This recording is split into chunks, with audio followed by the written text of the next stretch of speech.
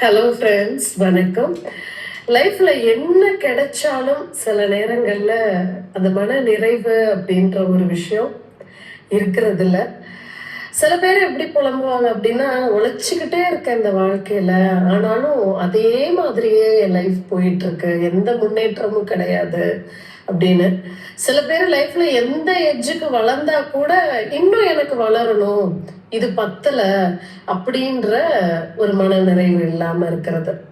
ஆனா ஒரு தனி மனுஷனுக்கு எதுல ரொம்ப மனநிறைவுன்ற விஷயம் வருது அப்படின்னு யோசிச்சோம் அப்படின்னா, ஒரு கணவன் மனைவி வாழ்க்கையில வந்து, அதாவது ஒரு திருமணம் முடிந்து அவங்களுக்குள்ள ஏற்படுகின்ற தாம்பத்தியம், அந்த முழுமையான காதல், முழுமையான காமம், முழுமையான ஒரு அன்பு, இது எல்லாமே கடந்து அது மூலமா கிடைக்கக்கூடிய குழந்தைகள்.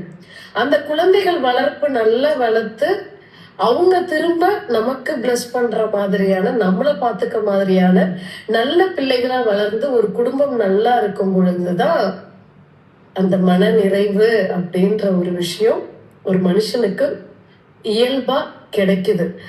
அது மட்டும் இல்லாம, அப்போலாம் பாத்தீங்க அப்படின்னா அந்த காலத்துல பொழுதன்னைக்கும் வேலை பார்ப்பாங்க, உழைப்பாங்க. அந்த ஊதியம் அப்படின்ற விஷயம் 3 வேளை சாப்பாட்டுக்கு இருக்கா அப்படின்றதான் பார்ப்பாங்க. கணவன் மனைவி நல்ல சந்தோஷமா டைம் ஸ்பெண்ட் பண்ணுவாங்க, நிறைய வதன்னு குழந்தைகள் பெற்றுக்குவாங்க. ஸோ அது மட்டும்தான் அவங்களுடைய வாழ்க்கையா இருந்தது. ஆனா எந்த விதமான தேவைகள், இதை தாண்டி எனக்கு இது வேணும் அது வேணும் அப்படின்ற அந்த தேவைகள் அதிகமாகவும் இல்லை.